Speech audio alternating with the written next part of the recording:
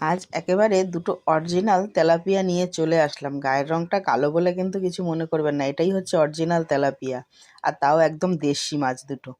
মাছ দুটোকে কেটে ধুয়ে পরিষ্কার করে বেশ ভালো করে নুন হলুদ মাখিয়ে নিচ্ছে এইদিকে। আর এটাকে রান্না করব আজকে আমি বেশ দেশি গাঠি কচু দিয়ে। এটাও কিন্তু দেশি একেবারে।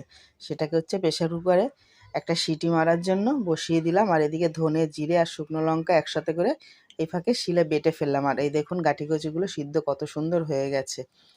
আর এইদিকে গাঠি কচুটা ঠান্ডা করে ছাড়িয়ে নিলাম আর মাছগুলোকেও সব একসাথে করে ভেজে নিয়েছি।